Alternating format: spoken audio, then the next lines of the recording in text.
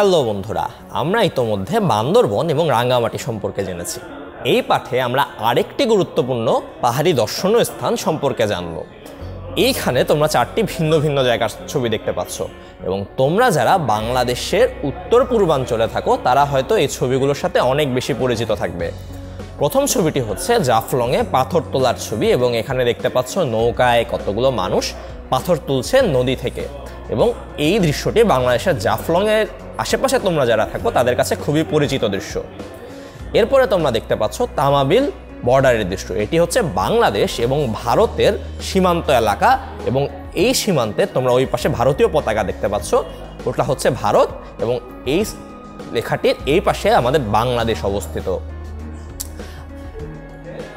যেহেতু তোমরা ইতোমধ্যেই জেনেছো যে এই দুটি জায়গা বাংলাদেশের সিলেট এলাকায় অবস্থিত, তোমরা বলো বাংলাদেশের এই এলাকাটিতে কোন নৃগোষ্ঠী বসবাস করে। এই এলাকাটিতে যেই নৃগোষ্ঠী বসবাস করে তারা হচ্ছেন খাসি, এবং এখানে তুমি তাদের ছবি দেখতে পাচ্ছ।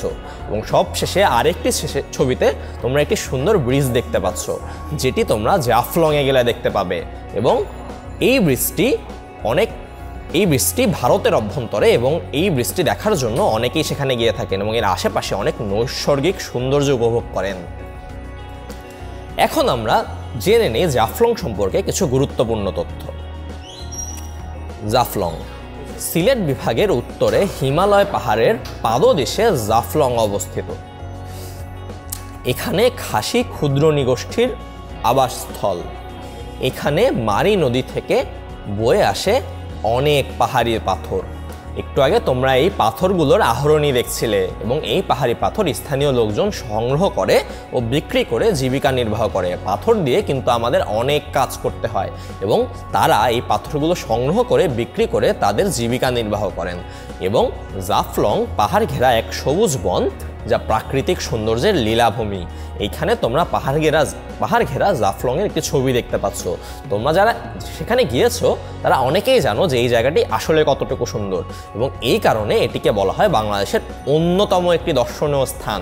এবং তোমরা এই ছবিগুলোতে যা দেখতে পাচ্ছ এগুলো হচ্ছে বাংলাদেশের সিলেটের বিভিন্ন অংশের ছবি, এবং এই ছবিটি হচ্ছে জাফলংয়ের ছবি। এবং জাফলংয়ে খাসি এই নৃগোষ্ঠী বসবাস করে, এবং তামাবিল বর্ডার জাফলংয়ের খুবই কাছে অবস্থিত।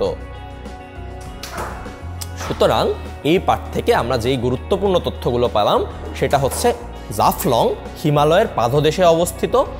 এরপর আমরা জানলাম জাফলংয়ে খাসি ক্ষুদ্র নৃগোষ্ঠী বসবাস করে, এবং সেই নৃগোষ্ঠীদের সম্পর্কে আমরা ইতিমধ্যেই জেনেছি।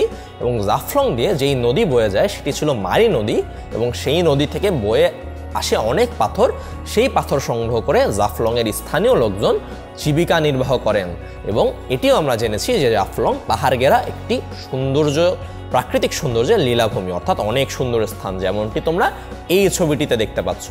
সুতরাং আমরা জাফলং সম্পর্কে কিছু গুরুত্বপূর্ণ তথ্য জানলাম, এবং তার আগের পাঠে রাঙ্গামাটি এবং বান্দরবন সম্পর্কে জেনেছি।